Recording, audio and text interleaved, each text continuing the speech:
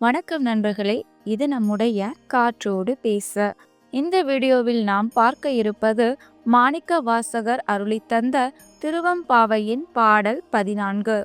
காதார் குழையாட பைம்பூன் கலனாட கோதை குழலாட வண்டின் குழாம் ஆட சீத புனல் ஆடி சிற்றம் பழம்பாடி வேத பொருள் பாடி அப்பொருளாமா பாடி சோதி திறம்பாடி சூழ்கொன்றை தார்பாடி ஆதி திறம்பாடி அந்தமா மாப்பாடி பேதித்து நம்மை வளர்த்து எடுத்த பெய்வளைத்தன் பாத திறம்பாடி ஆடேலோர் எம்பாவாய். இப்பாடலின் பொருளாவது, ஆண்கள் அணிந்துள்ள காதணிகள் தண்ணீரில் ஆட, அவர்களின் தங்க நகைகள் ஆட, பெண்களின் கூந்தல் ஆட, அக்கூந்தலின் மலர்கள் அணிந்திருந்ததால் ஏற்பட்ட வாசனை கருதி அதை முகர வண்டுகள் ஆட, குளிர்ந்த நீரில் ஆடுங்கள். அவ்வாறு நீராடும் போது சிற்றம்பலத்தில் நடனமிடும் சிவபெருமானின் புகழ் பாடுங்கள்.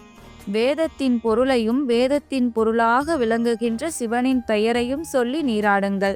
ஜோதி வடிவாய் திருவண்ணாமலையில் காட்சி தரும் அந்த சிவனின் மாபெரும் திறனையும் பாடிச் சொல்லுங்கள். ஒளி வடிவாய் திருவண்ணாமலையிலே காட்சி தரும் அந்த சிவனின் மேன்மையை எல்லாம் சொல்லுங்கள். அவனது மார்பில் தவழும் கொன்றை மாலையின் மகிமையை பற்றி பேசுங்கள். முதலும் முடிவும் இல்லாத அந்த இறைவனின் புகழை பாடுங்கள். பந்த பாசங்களிலிருந்து நம்மை பிரிக்கும் வளையல்கள் அணிந்த தாயுமானவாய் விளங்கும் அந்த சிவனின் பாத மலர்களை பாடி நீராடுங்கள். இதுவே அப்பாடலின் பொருளாகும். அதாவது, குளிக்கும் பொழுது உலகியல் சிந்தனைகளே மனதில் இருக்கக்கூடாது.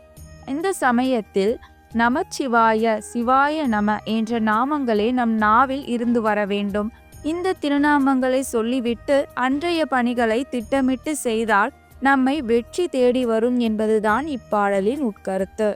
இந்த வீடியோ உங்களுக்கு பிடிச்சிருக்கும்னு நம்புறேன். இந்த வீடியோ உங்களுக்கு பிடிச்சிருந்ததுன்னா லைக், கமெண்ட் மற்றும் ஷேர் பண்ணுங்க. மேலும் இது போன்ற வீடியோக்களுக்கு நம்முடைய காற்றோடு பேசு யூடியூப் சேனலை சப்ஸ்கிரைப் பண்ண மறந்துடாதீங்க.